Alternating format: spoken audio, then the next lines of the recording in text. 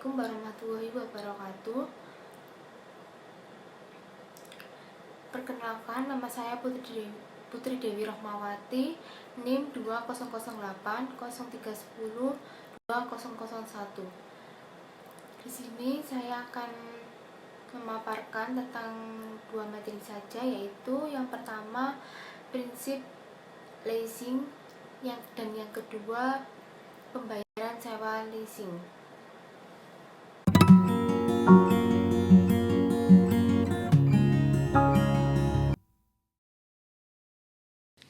Prinsip leasing.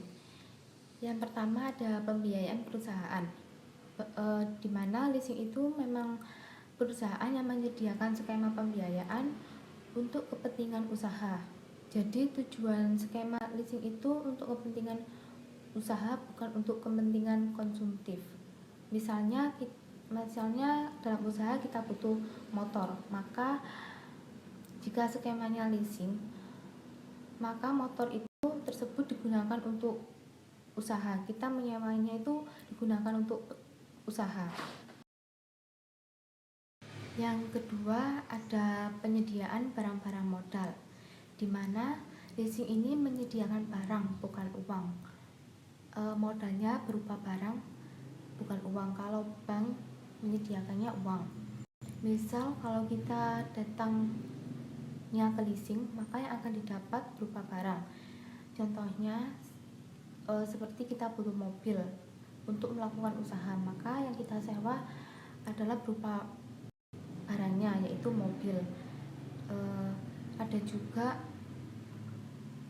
misalnya butuh di bidang konstruksi, yaitu butuh alat-alat berat, maka yang akan disewa atau yang akan didapat juga berupa alat berat tersebut, bukan uang.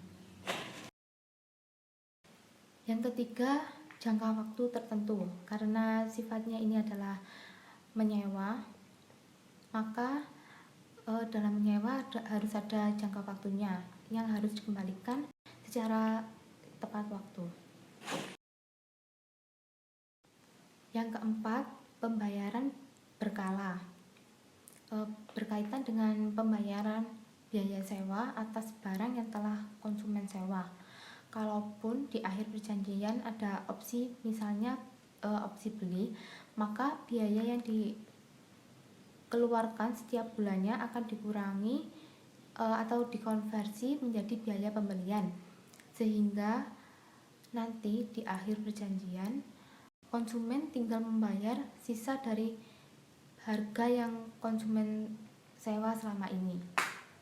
Yang kelima, adanya hak opsi.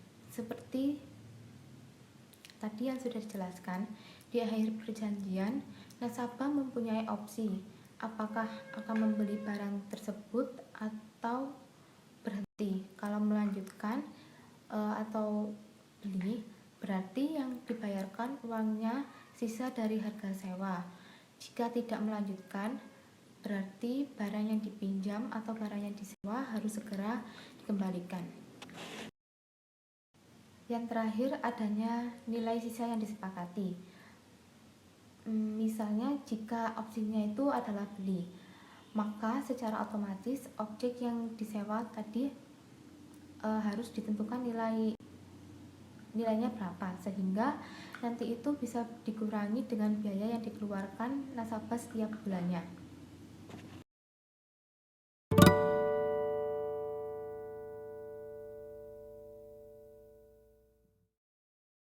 Selanjutnya saya akan menjelaskan tentang pembayaran sewa leasing. Pembayaran sewa leasing. Pembayaran sewa dapat dilakukan dengan menggunakan dua cara, yaitu dengan cara yang pertama pembayaran di muka dan yang kedua pembayaran di belakang. Pembayaran di muka, pembayaran angsuran pertama yang dilakukan pada saat realisasi. Angsuran ini hanya mengurangi utang pokok karena saat itu belum dikenakan bunga. Misalnya, kontrak leasing dilakukan pada tanggal 1 Januari 2014. Untuk jangka waktu 12 bulan, maka pembayaran sewa pertama dilakukan pada tanggal 1 1 Januari 2014. Yang kedua, pembayaran di belakang. Pembayaran angsuran dilakukan pada periode berikutnya sesudah realisasi. Angsuran ini mengandung unsur bunga dan cicilan pokok. Misalnya, kontrak leasing dilakukan pada tanggal 1 Januari 2014 untuk jangka waktu 12 bulan, maka pembayaran sewa pertama dilakukan pada tanggal 1 Februari 2014. Nilai besaran uang sewa ditentukan oleh beberapa faktor. Faktor-faktor penentu besaran uang sewa seperti: yang pertama, ada nilai barang modal. Nilai barang modal adalah total nilai harga barang modal pada saat pembelian dan nilai sisa pada akhir masa kontrak. Semakin besar nilai barang modal, semakin besar pula nilai uang sewa. Yang kedua, ada jaminan.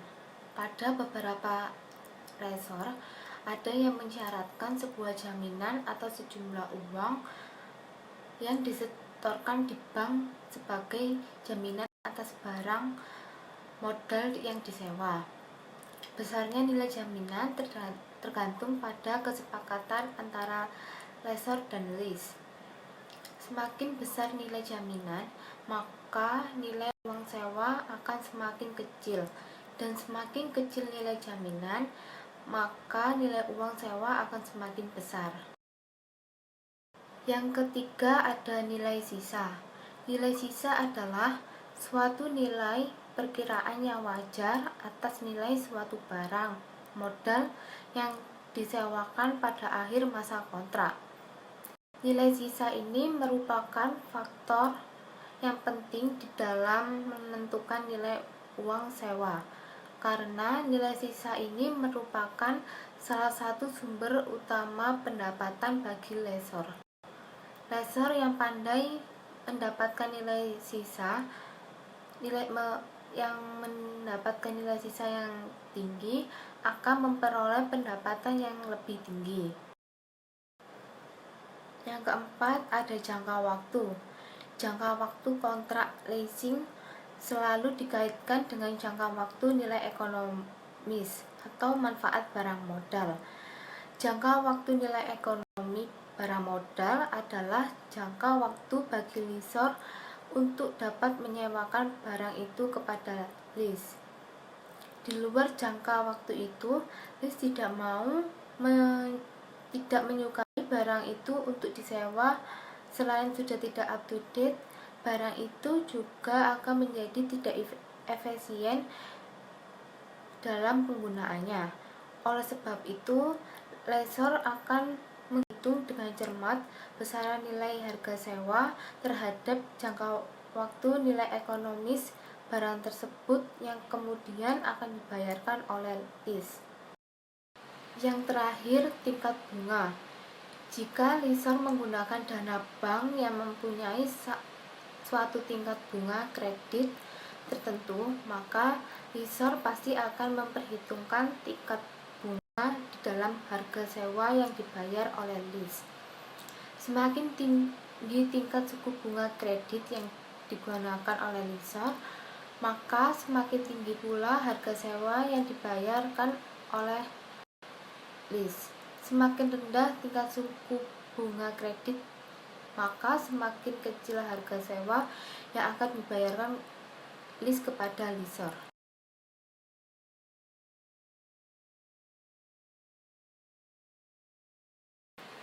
Sekian pemaparan materi dari saya.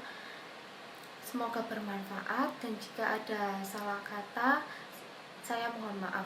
Terima kasih. Wassalamualaikum warahmatullahi wabarakatuh.